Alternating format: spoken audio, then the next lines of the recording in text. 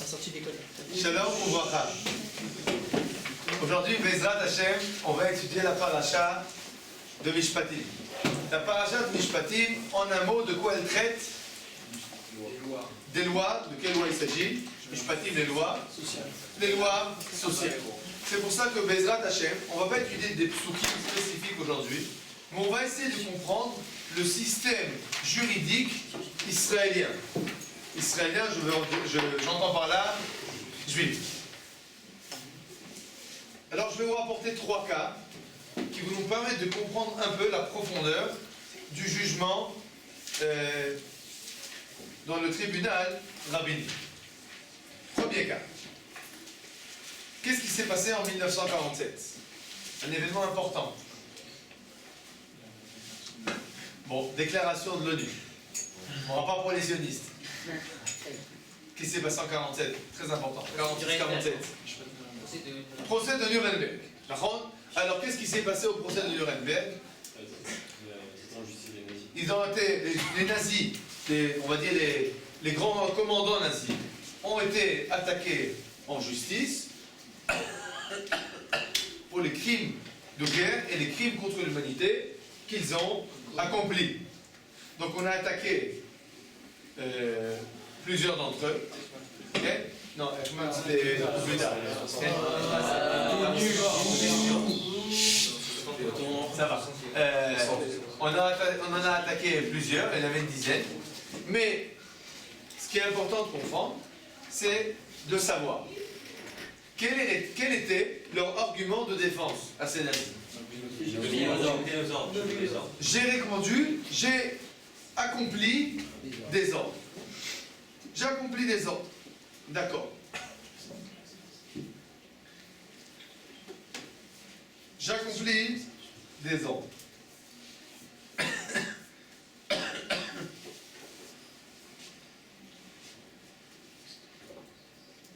Est-ce que c'est vraiment l'argument qu'ils ont dit?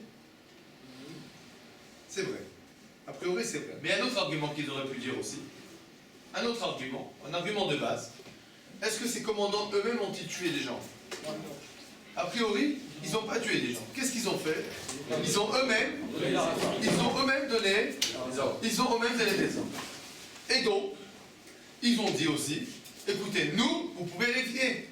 On n'a tué personne. Alors tu vérifies. Tu cherches. Et en effet, Hitler n'a tué personne de ses propres mains. C'est vrai.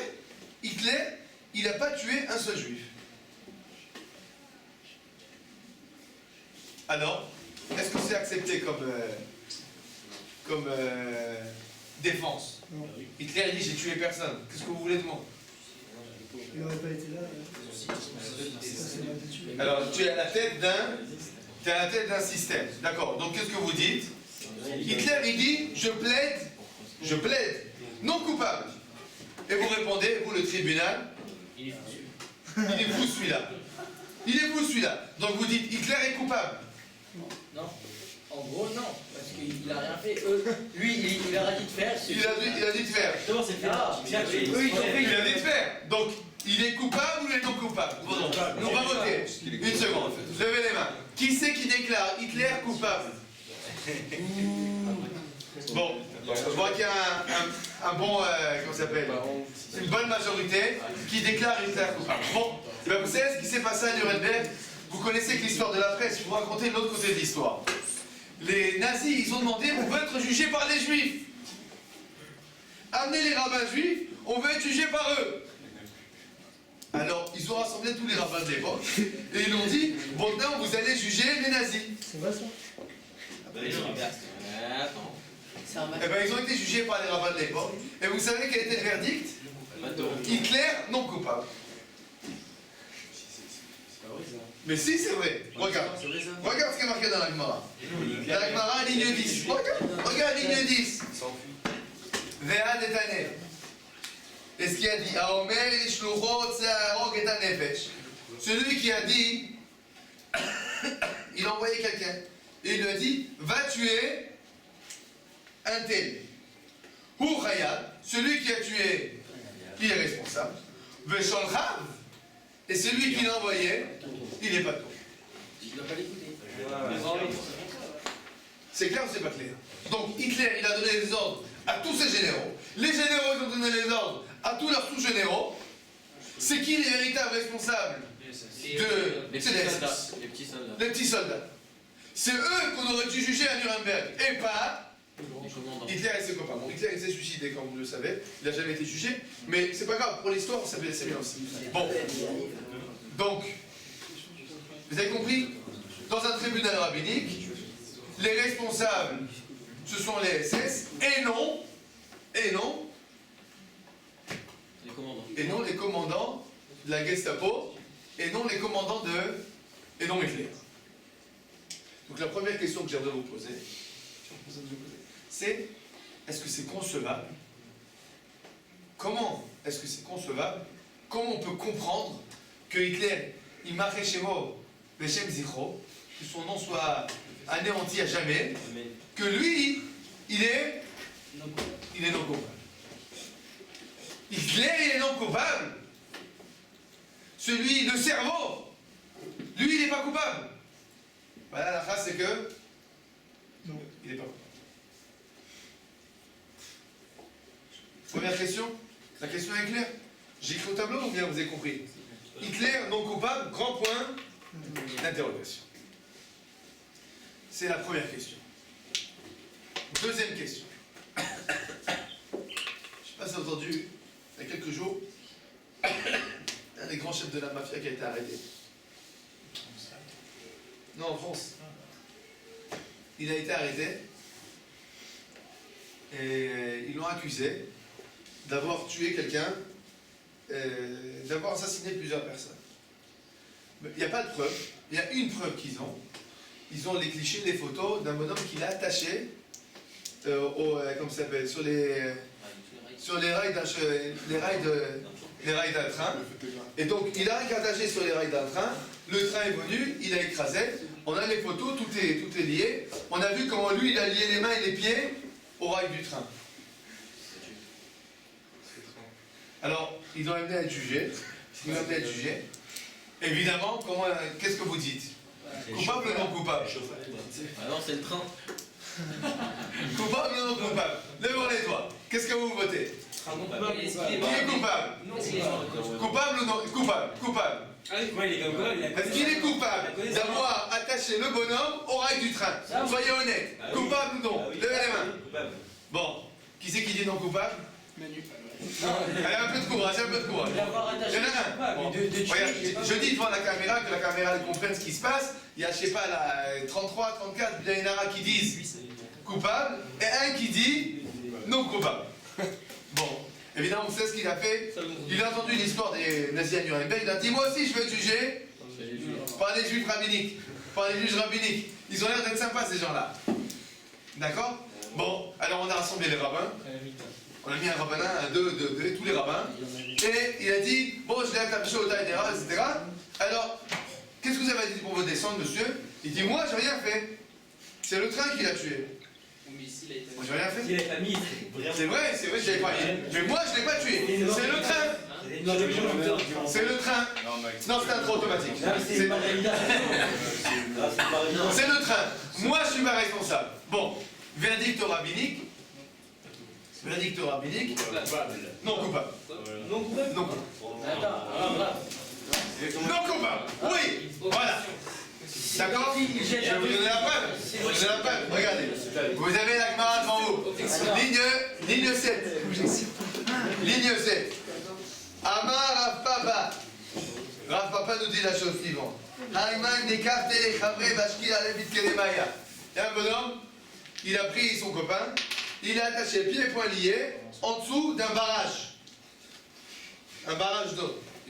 Et après, qu'est-ce qu'il a fait? Ben, il a tout simplement ouvert le barrage. Alors, la Gemara nous dit la chose suivante. Guy est guidé, il est responsable, Bechayam. Dans ce cas-là, il est responsable. Aval, Anémidé, ça c'est vrai, mais quoi, Rishon?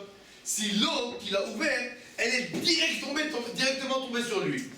Aval, Beko Archeni. S'il a éloigné un peu du barrage, que l'eau qui tombe du barrage, elle tombe pas sur le bonhomme, elle tombe à côté, et qu'après elle continue son cours, dans ce cas-là, Gramma Belmao, c'est simplement gramma. C'est quoi gramma? Indirect. Indirect. C'est indirect, donc il est non coupable. Alors l'autre bonhomme qui a mis son ami sur le train.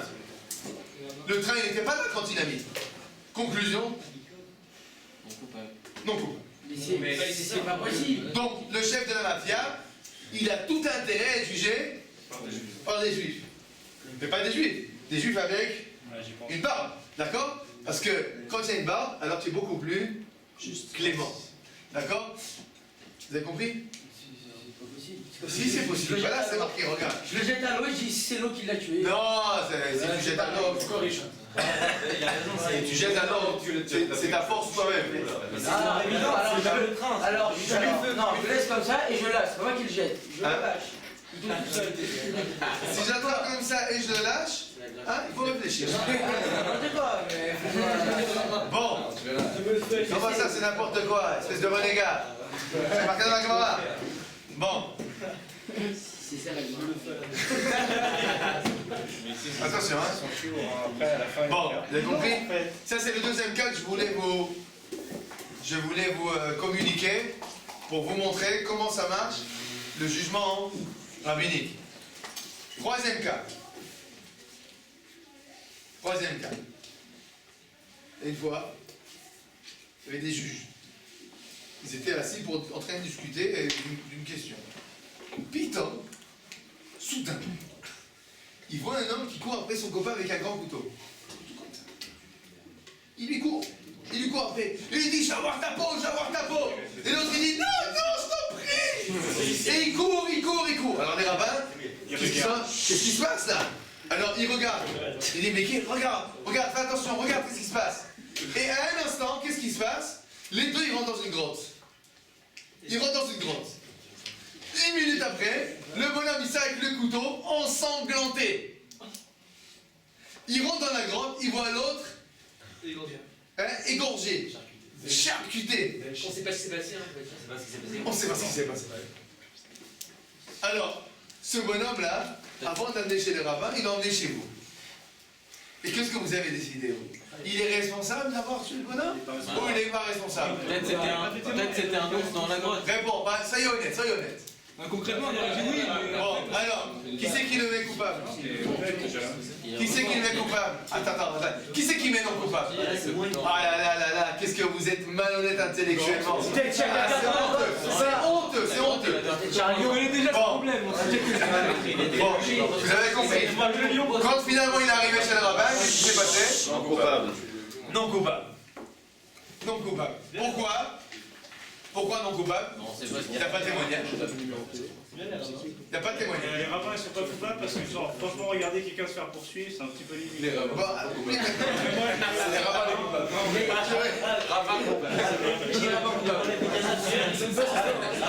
Oublie la question. J'ai donné ça un exemple pour que tu comprennes.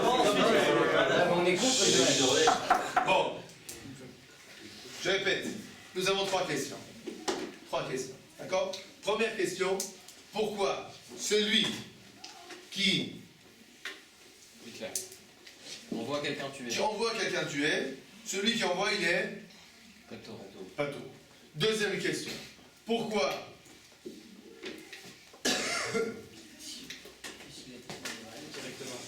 celui qui a tué indirectement, il est Pato.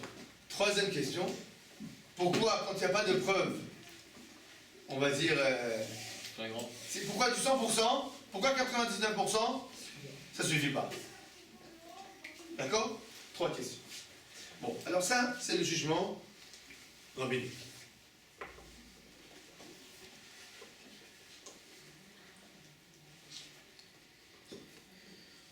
Alors vous l'avez compris, nous espérons tous que demain matin, nous allons avoir des juges rabbiniques dans tout le pays. Parce que comme ça va. Qu'est-ce que vous dites d'un État juif avec des juges rabbiniques? Alors là, c'est Il y aura plein d'Hitler dans Oui, avec cette justice. Donc vous votez? Non, oublie, on se débrouille très bien comme ce que c'est maintenant. On ne veut surtout pas des juges rabbiniques. Bon, Et qu'est-ce que vous pensez que l'Agmara, les gens de l'Agmara, les rabbiniques de l'Agmara, qu'est-ce qu'ils en pensaient eux? C'est sympa. Bon. Conclusion, vous avez rien compris. J'explique. Ce qu'on a vu là, c'est une instance rabbinique. Il faut savoir que dans le peuple juif, il y a toujours deux instances. Il y a l'instance des juges et l'instance du roi. Et on va voir ça, ce texte-là, un texte un peu long, on va le lire ensemble, un texte du Quran qui va nous expliquer quelque chose de très très important. Regardez. Shoftim, je lis avec vous à la ligne 14. Shoftim veshotrim titel lecha bechol sha'arecha veshaftu et ha'am mishpat tzedek. Donc tu dois mettre des juges à chacune de tes villes pour juger le peuple, un jugement de justice. Aval be'enai, pshat hakatuv kavu. Je vais te dire c'est quoi le pshat du passage. Yadouao. C'est évident qu'il faut des gens pour juger les différends qu'il y a entre des personnes. Si tu ne mets pas des juges, eh ben les gens ils vont se dévorer, s'entretuer. Veilla olam nishrat, et le monde il sera détruit. Et donc dans chaque pays, c'est obligatoire, tu ne trouveras pas aucun pays dans lequel il n'y a pas une instance juridique qui va permettre de juger les gens. Vous l'avez trouvé à Torah,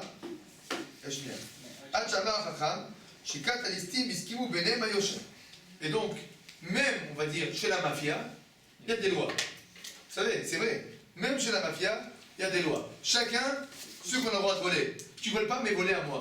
C'est les miens. D'accord? Il y a des lois, mais c'est pas une blague. Il y a des lois dans la mafia.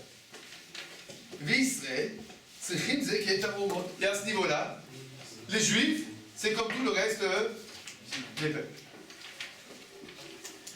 Mais les à part ça, il y a une autre raison pour laquelle chez les juifs, il est nécessaire d'avoir des juges.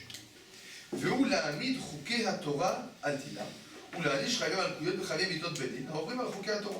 besoin des juges pour aussi juger les gens qui transgressent la halachot. Ça veut dire, on a besoin d'un juge pour...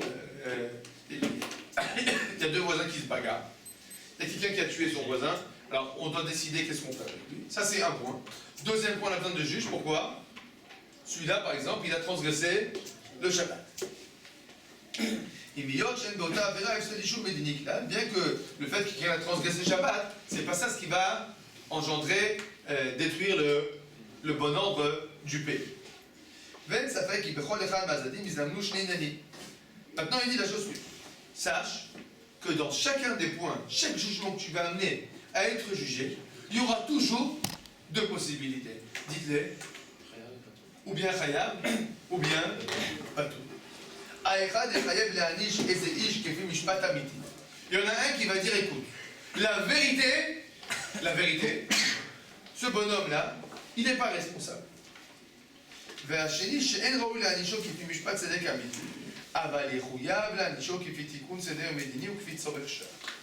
Mais, le deuxième, il a dit, tu sais quoi? Tu as raison. Je suis d'accord avec toi. La vérité, c'est qu'il ne faut pas le juger. Il ne faut pas le condamner. Mais, on ne va pas laisser le monde comme ça. C'est pas possible. Si tu laisses le monde comme ça, le monde va être détruit. Le monde va être détruit.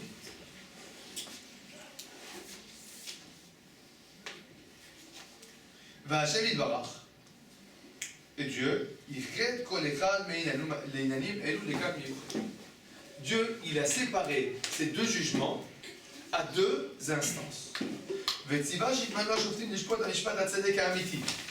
juges rabbiniques, ils doivent juger la loi en fonction de la vérité. C'est ce qui est marqué dans le passouk. Et ils vont juger un jugement de justice. כלומר, בלוואי השופטים האלה לזה דבר יתמנו, ובמה כוחם גדול. ואמר שתמיד מנויים וכולי וכולי, ומפני, je lis avec lui la ligne 23 à la fin, ומפני שהסידור המדיני לא ישנם בזה לבדו. Maintenant, le monde, il ne peut pas tenir avec un jugement rabbinique. C'est pour ça, Ishlim haem tikuno bemitzvat hamelech. C'est pour ça que Dieu, il a ajouté à cela le jugement du roi. En gros, maintenant, on va reprendre nos histoires. Les bonhommes de Nuremberg, les nazis, ils sont arrivés au tribunal rabbinique. Qu'est-ce qu'ils ont dit qu'ils ont fait? Ils ont dit, nous on a donné que les ordres, on a tué personne. Qu'est-ce qu'ils ont dit les rabbins avec les grandes bandes? Ils ont dit, ils sont non coupables. Bon, alors le nazi fait un grand sourire, il dit ça va toujours le coup de faire des affaires avec les juifs. Et le rabbin il dit, attends, j'ai pas terminé de lire du verdict. Dernier point du verdict, donc premier point non coupable, etc. Deuxième point, d'accord, nous remettons votre jugement à l'instance du roi.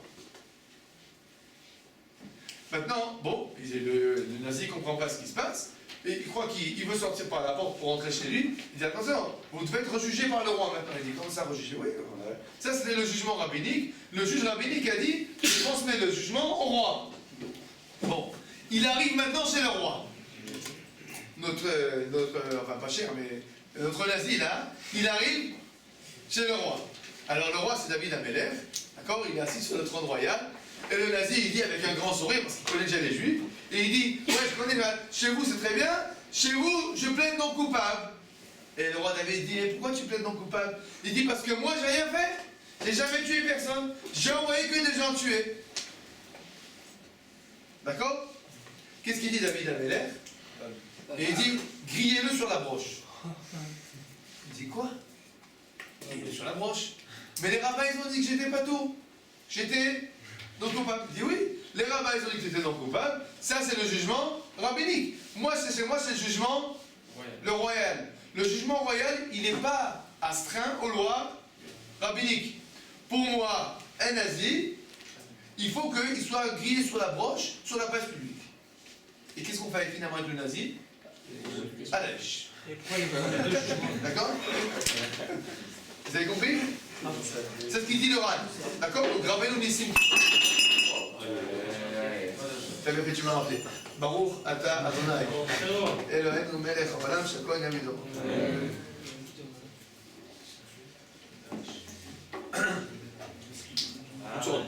Donc, vous comprenez? Ce qu'il nous dit le Rabbeinu Nissim, il nous dit, en fait, sache que dans la loi hébraïque, en fait, il y a deux instances de jugement.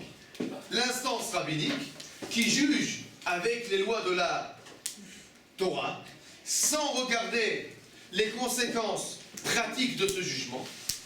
Vous imaginez bien que les conséquences pratiques de l'acquittation du nazi, elles sont catastrophiques. Mais il juge sans regarder les conséquences pratiques, il juge suivant la halakha. Et le roi, lui, il est responsable d'autre chose, de juger suivant les conséquences pratiques. À savoir, il va décider par exemple que celui qui a mis son ami, qui lui a attaché les pieds et les poings sur les rails du train, ben, il va lui dire par exemple, ben, faites-lui la même chose. Puisque c'est pas grave, faites-lui la même chose. Jugement rabbinique. Jugement royal. Le bonhomme là-bas qui avait tué comment avec le couteau, d'accord? Avec le couteau, il n'y a pas de preuve. Et bien le roi il peut dire par exemple, bon vous savez quoi? Il n'y a pas de preuve. D'accord, bon, alors qu'il reste chez lui à la maison. Alors l'autre il fait un grand sourire et dit, sans eau et sans avoir à manger. Vrai qu'on ferme la maison sur lui comme la grotte. Par exemple. Inoffensif. Vous avez compris? Ça s'appelle le jugement. Il peut couper la tête, il n'y a pas de problème. Il peut dire ce qu'il veut. Ça, c'est le jugement royal. Vous avez compris? C'est clair? Alors, dans ce cas-là, pourquoi on passerait directement? Ah, une seconde. J'attendais ta question. Oui. Ça, c'est ce qu'il dit l'oral. Oui. Alors, juste la question, mais non, c'est pour savoir le jugement rabbinique, finalement, il est important pour qui? Très bonne question. La question que vous vous posez évidemment, il dit, mais pourquoi faire une instance double? Pourquoi on ne peut pas directement juger les deux à la fois? Ou plutôt directement, on va dire comme ça. Si finalement, tu considères que le monde ne peut pas tenir comme ça, alors fais-le directement. D'accord? Bon, la question que vous posez, c'est en gros la question que le Abravanel et que le Or Sameach il pose.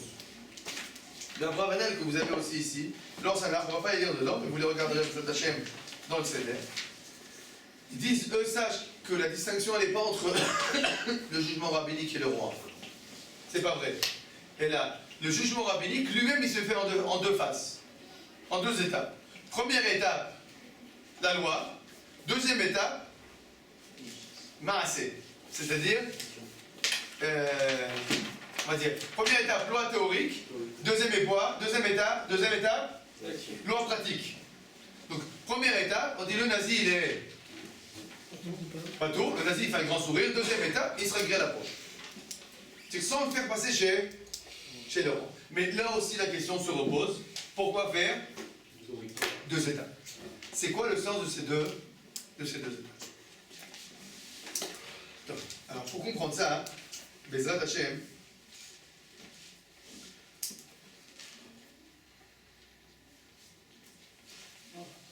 oui. Simplement, on peut dire que c'est important pour nous de savoir le véritable jugement qui ne dépend pas d'une situation et d'un moment, d'une époque précise. Et après, il y a chaque rabbin qui va analyser son époque. En effet, bien fait. On va expliquer un peu plus ce que tu dis. Donc, il faut le développer pour plus le comprendre, mais tu as 100%. Bien fait. C'est évident que si on a deux instances, c'est pourquoi? Parce qu'il est nécessaire d'avoir deux instances. Pourquoi c'est nécessaire d'avoir deux instances? On va reprendre les cas qu'on a vus. On va essayer de comprendre c'est quoi la logique de la halakha théorique. D'accord? Prenons le cas du nazi. Alors, Hitler, il a envoyé son commandant qui a envoyé le général le troupion, etc. Finalement, on est arrivé au petit SS. Le petit SS, il a tiré avec son revolver, il a tué un enfant. Alors, toute la ligne là, qu'est-ce qu'ils nous disent? Nous, on a rien. Est-ce qu'ils ont raison? Quelle est la logique? Ils ont tous donné un ordre. Pourquoi ils n'ont rien fait?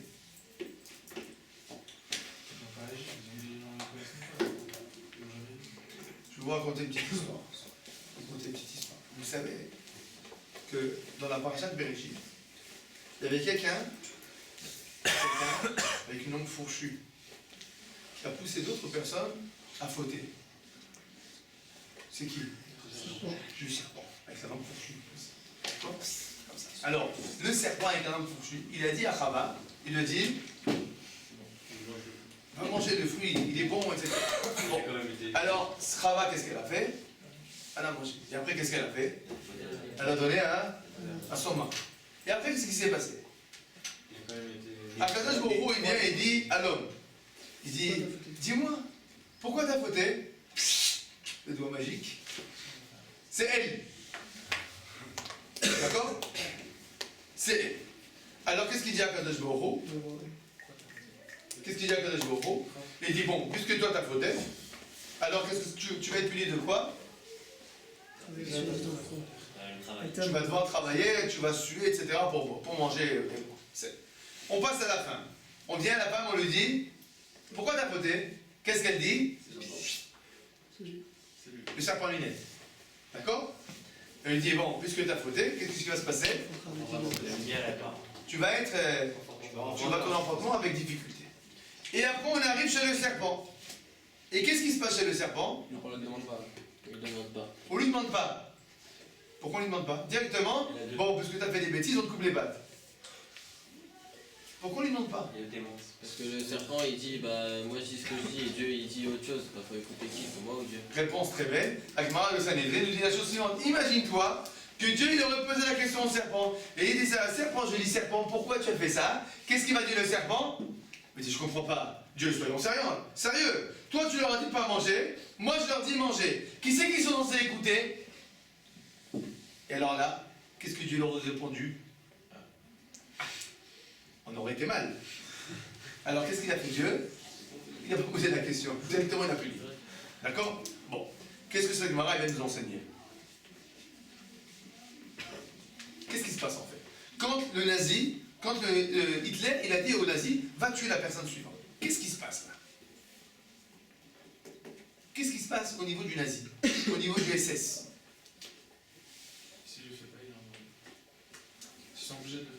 sont obligés de le faire parce que Hitler l'a dit, mais de l'autre côté, c'est une grosse question qui se pose. Quelle est la question qui se pose? La question morale. C'est la question morale. Où elle est ta moralité? En gros, où est ton Dieu?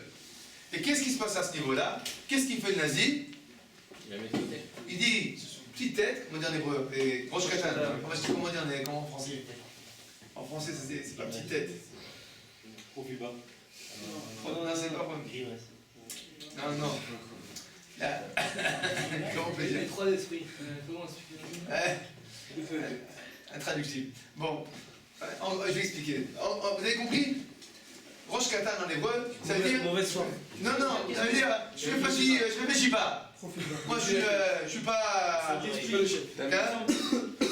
Non, c'est pas ça l'esprit. Le regard railleux. Voilà, moi je prends pas votre responsabilité. Moi, je suis un petit, je suis pas. D'accord? C'est dommage, il n'y a pas d'explication. Pas d'expression en français pour Je pas pense dire pas ça. de l'initiative. Il prend pas de responsabilité. D'accord? Il se cache. D'accord? Il se cache derrière. Il se cache derrière l'ordre. Et en fait, qu'est-ce qu'elle va nous dire la halakha quand elle dit quand quelqu'un il a envoyé son voisin tuer, celui qui est responsable c'est qui? Celui qui a tué. Qu'est-ce qu'elle veut dire en fait la halakha? Qu'est-ce qu'elle va dire la halakha? Elle vient dire en fait quoi? Ça n'existe pas chez nous, d'accord? Se défaire de ses responsabilités. Ça n'existe pas chez nous de dire j'ai reçu un ordre. Tu as reçu un ordre de Dieu d'abord. Donc la halakha quand elle va dire quelqu'un il a envoyé tuer quelqu'un d'autre. Donc Rouven il a dit à Shimon va tuer Lévi. Chez nous, ça n'arrivera jamais. Shimon il pourra dire je suis pas responsable, j'ai reçu un ordre. Parce qu'est-ce qu'on va lui dire nous? On va aller, tu connais l'histoire du serpent.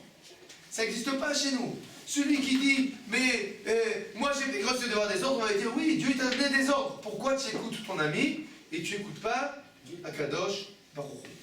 Donc là, la théorique, qu'est-ce qu'elle va vous expliquer? Qu'est-ce qu'elle vient mettre en valeur? La responsabilité extraordinaire, finalement, du petit soldat. Maintenant, je vous pose une question. Si chacun des nazis, des petits soldats SS, avait pris sa responsabilité, qu'est-ce qui se serait passé? Et il serait aussi allé dans Il y a les eu. fonds. Il n'y aurait rien eu. C'est-à-dire que, finalement, c'est facile de se cacher derrière l'ordre. La Torah, qu'est-ce qu'elle dit? Non, non. Moi, je vais être, on va dire, la Torah, elle dit, non, ça n'existe pas les autres. Ce qui m'intéresse, c'est celui qui fait l'action. D'accord? La halakha théorique, elle est claire? Pourquoi il faut une halakha pratique? Parce que nous savons que dans la réalité pratique, les gens ne prennent pas toujours leur responsabilité. Et quoi? Et il y en a qui abusent de ça. Ça veut dire, il y en a qui vont dire, le commandant, il va dire, moi je donne les ordres. Eux, ils vont m'écouter. A priori, si jamais personne n'écoutait, le commandant, il n'aurait aucun sens. Mais comme qui sait que quoi? Ils ont peur, ils sont faibles, ils sont pas capables de s'opposer à l'ordre. Donc le commandant, qu'est-ce qu'il fait? Moi, j'ai rien fait, j'ai rien donné des ordres. Alors, est-ce que là, l'halakha va permettre que quelqu'un se cache de sa responsabilité de donner un ordre? Alors, la halakha théorique, oui, parce qu'il n'y a toujours qu'un seul responsable, il n'y en a qu'un seul qui l'a tué. C'est qui l'a tué? Le tueur. Le tueur. Mais, qu'est-ce qu'on va faire à ce moment-là? On va dire, il n'y a pas de problème, tu as raison. D'un point de vue théorique, tu es bateau. Mais qu'est-ce qu'on va faire? Le roi. Il y a la deuxième instance, l'instance qui s'occupe de quoi? De considérations pratiques. En gros, la halakha nous traite des considérations morales, le roi traite des considérations pratiques. Oui. Dans le deuxième cas. On va voir le deuxième cas tout de suite. Deuxième cas. C'était quoi le deuxième cas? Le train. D'accord? Le train. Alors, notre cher homme, il a mis quelqu'un un train. Le train n'était pas là. D'accord? Bon. Donc, qu'est-ce qu'on voudrait dire, nous? Alors, après le on dit, écoute, une mort qui a été causée indirectement, il faudrait condamner. D'accord? Donc je dis le train, d'accord. Maintenant, disons, je donne un autre exemple. Le train.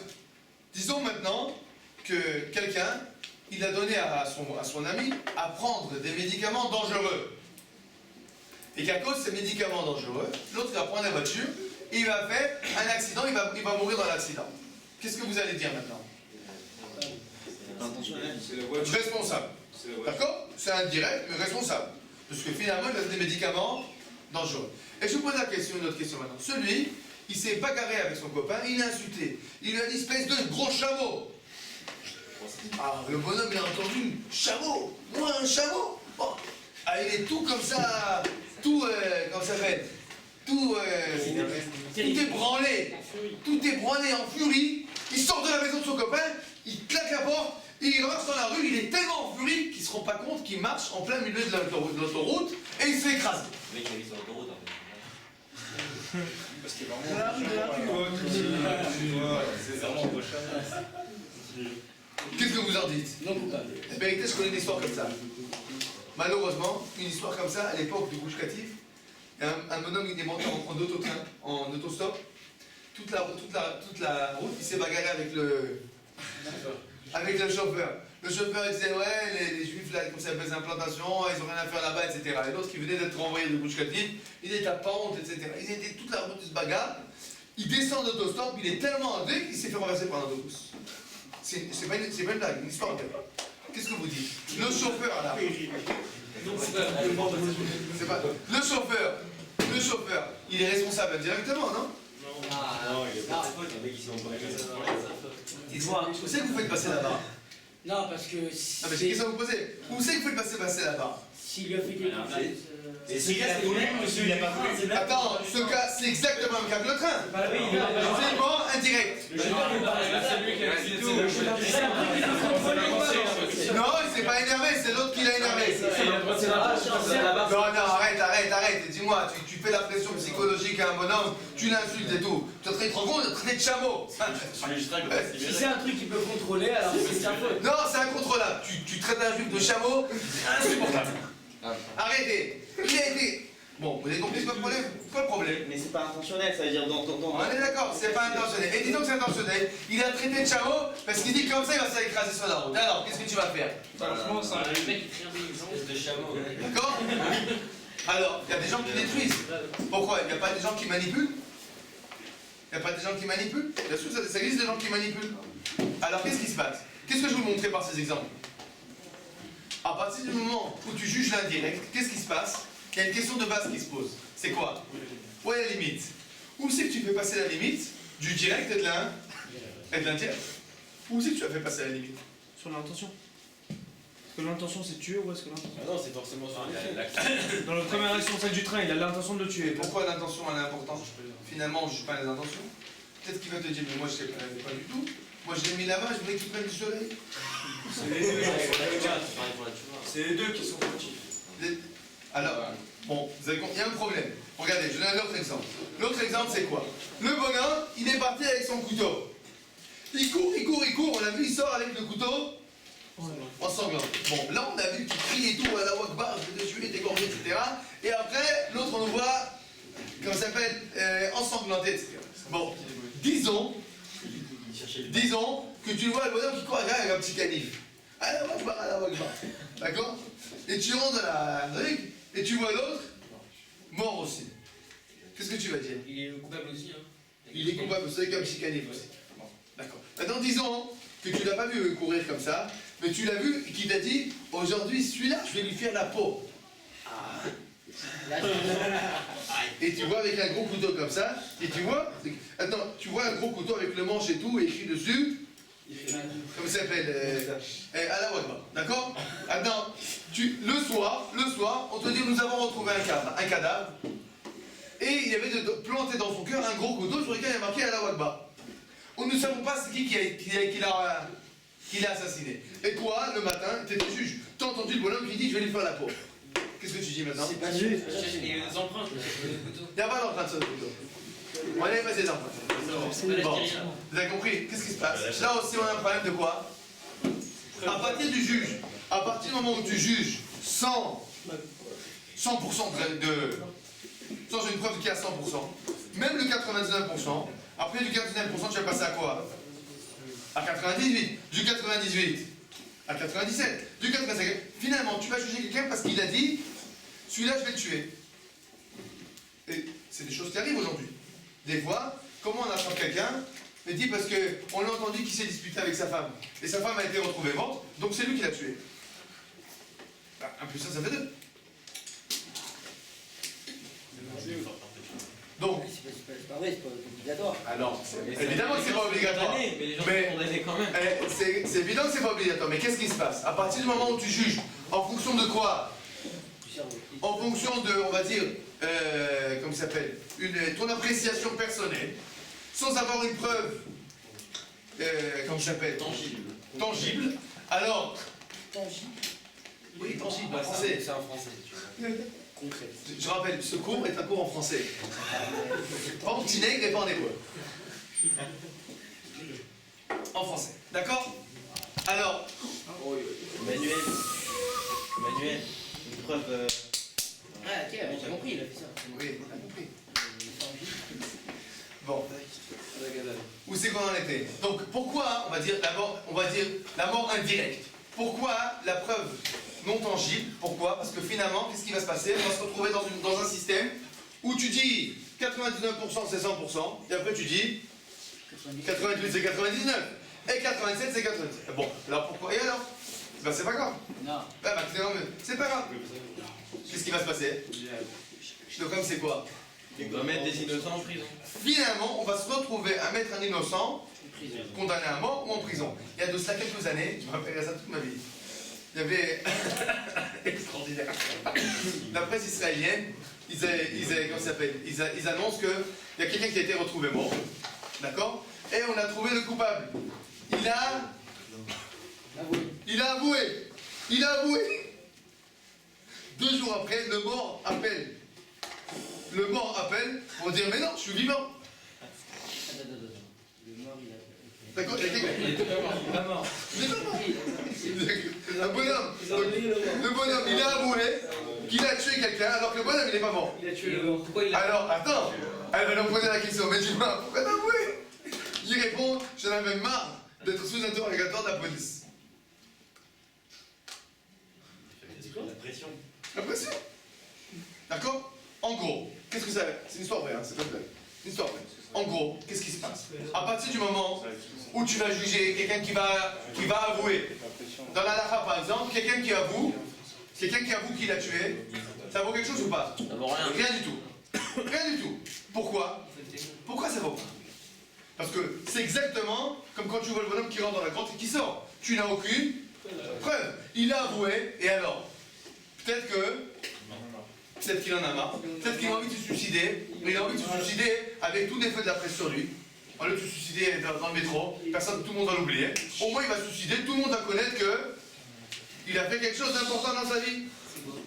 Hein, il a tué sa femme. Par exemple. D'accord? Tu sais pas, tu peux pas savoir, tu l'as pas vu tuer, donc. Maintenant, donc, à partir du moment où on va juger avec quoi? On va compléter ce qu'on ne sait pas avec notre réflexion. Qu'est-ce qui va se passer finalement? Finalement, à un moment ou à un autre, qu'est-ce qui va se passer? On va tuer un innocent. La halakha théorique, qu'est-ce qu'elle nous dit? Tant que c'est pas 100%, tu touches pas.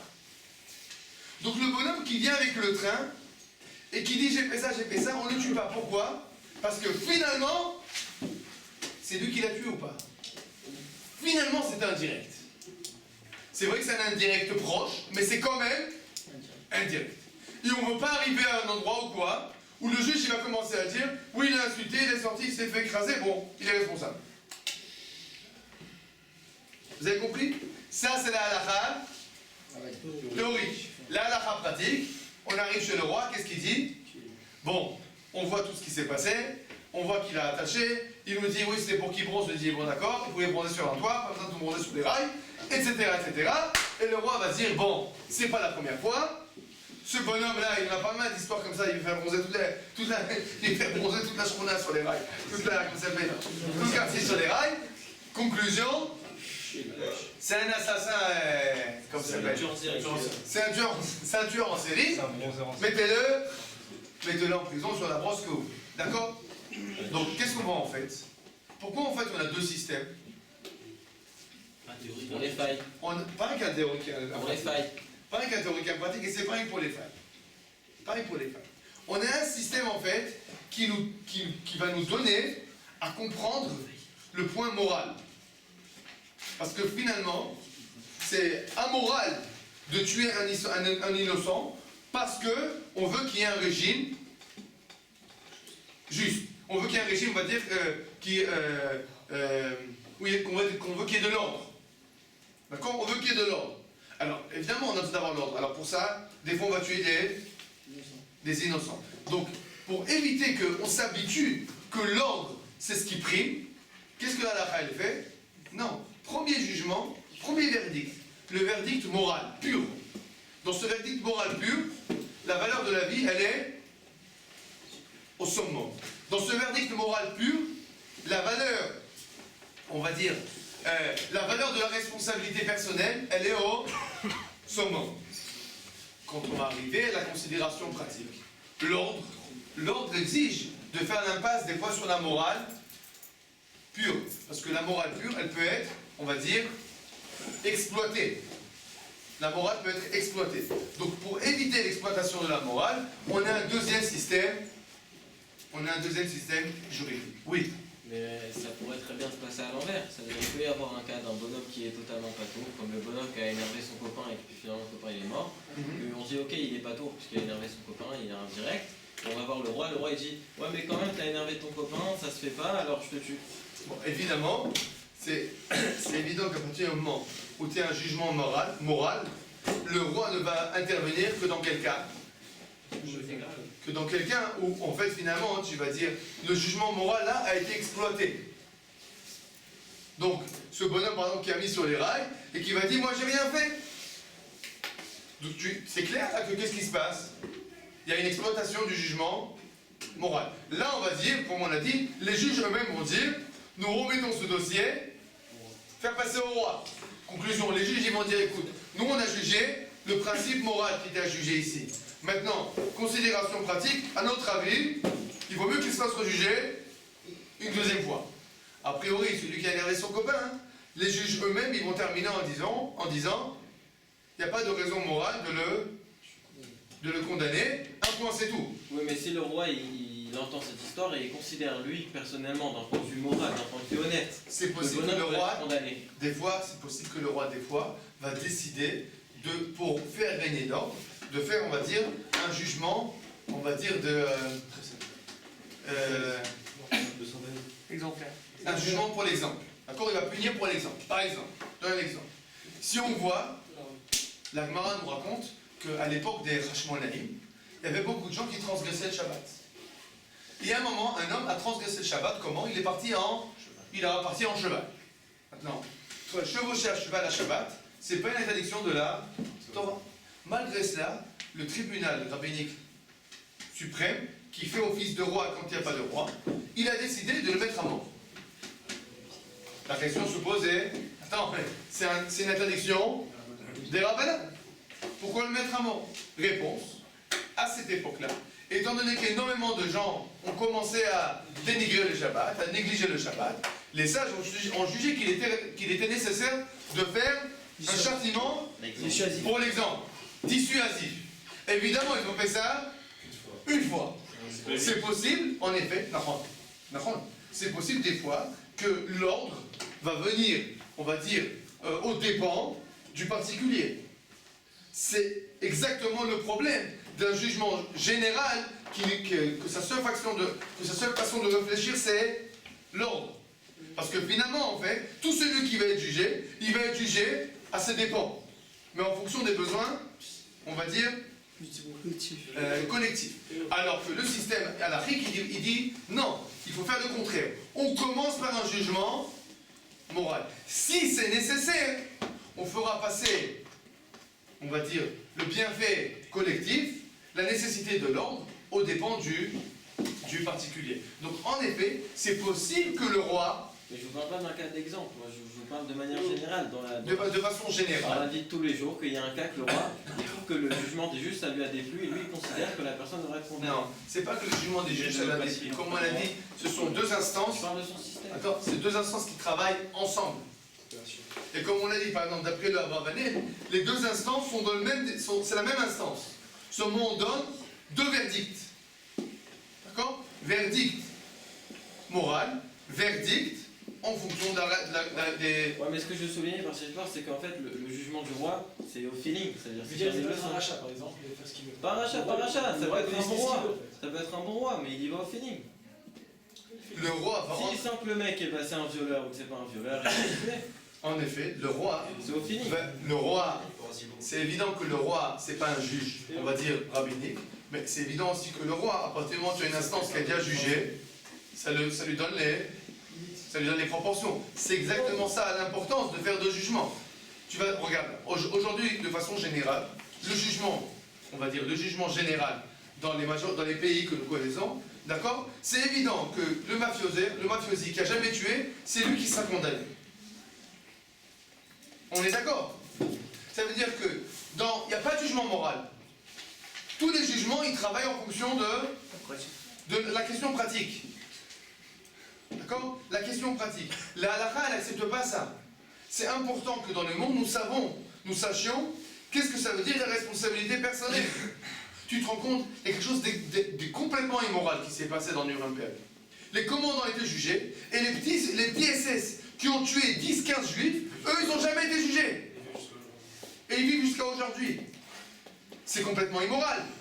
C'est pas normal. Ces gens-là qui sont les véritables responsables, eux, n'ont jamais été jugés. Et c'est parce que ces gens-là, ils étaient dans un système, ils n'étaient pas... Donc, tu as cautionné le fait que quelqu'un ait dit « j'ai reçu des ordres ».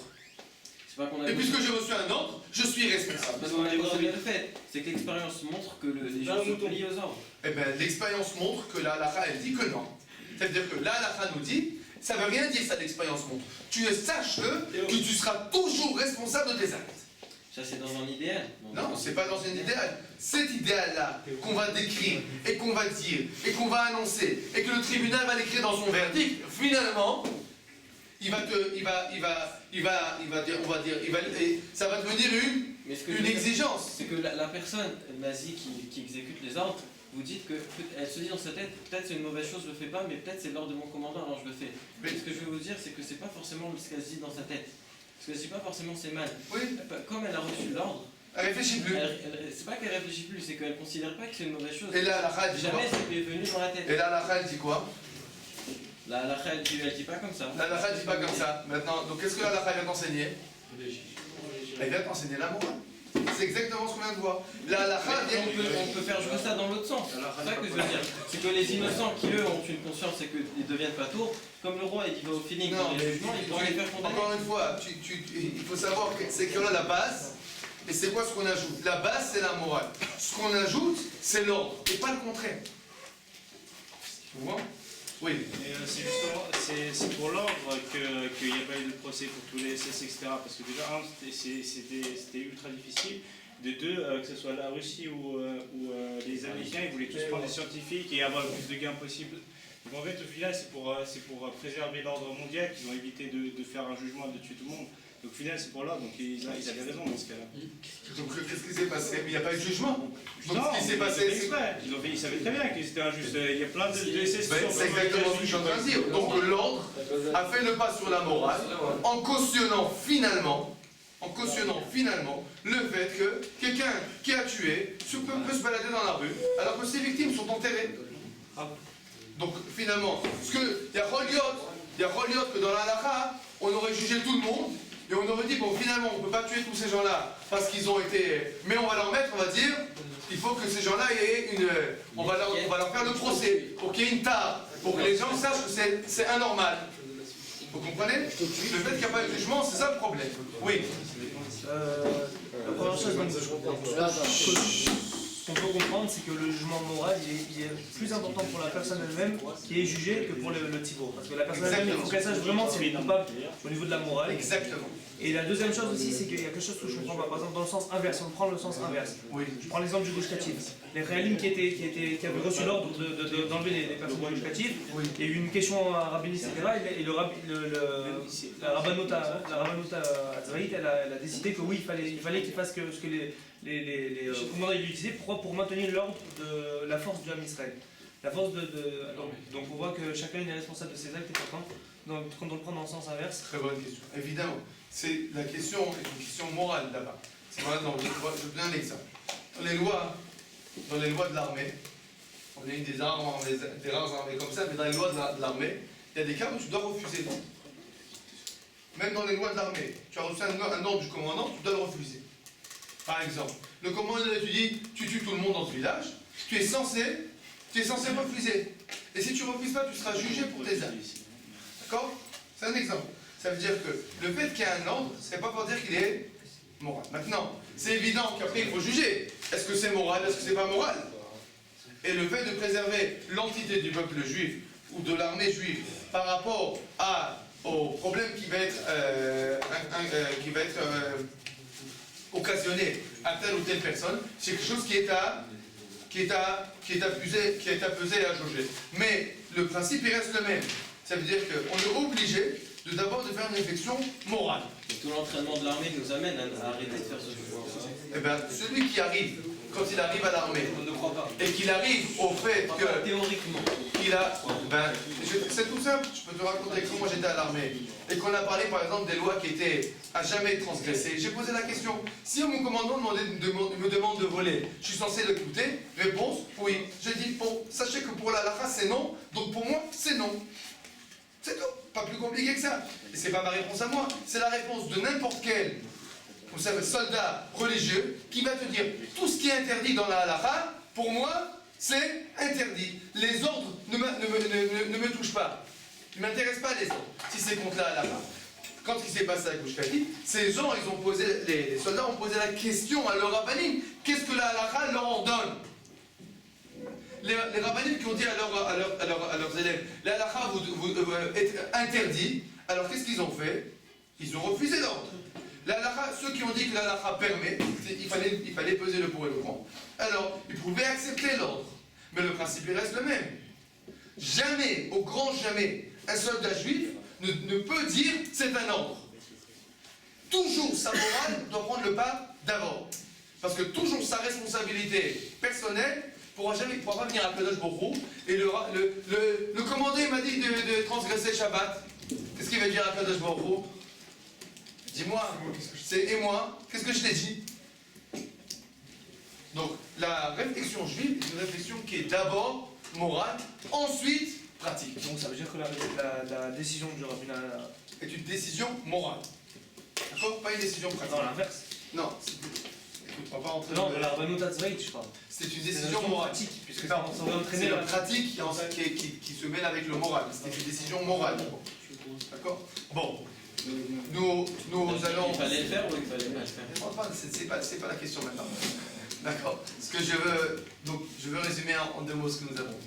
Ce que nous avons vu en fait, et vous allez voir ça en Zat quand vous étudiez la paracha de Mishpatim. Il y a beaucoup de lois qui, a priori, si elles sont accomplies, on va dire, au sens du terme, okay, au sens littéraire, on va dire, mais avec comme ça, on peut pas créer une société stable. Une société qui va tenir le coup, qui va être normale. C'est important de comprendre que ce qu'on lit dans la halakha, c'est le côté moral, c'est-à-dire l'exigence morale. Ensuite, deuxième instance, il y a une instance qui va, on va dire, qui va permettre de transformer cette exigence morale en exigence pratique en fonction des besoins.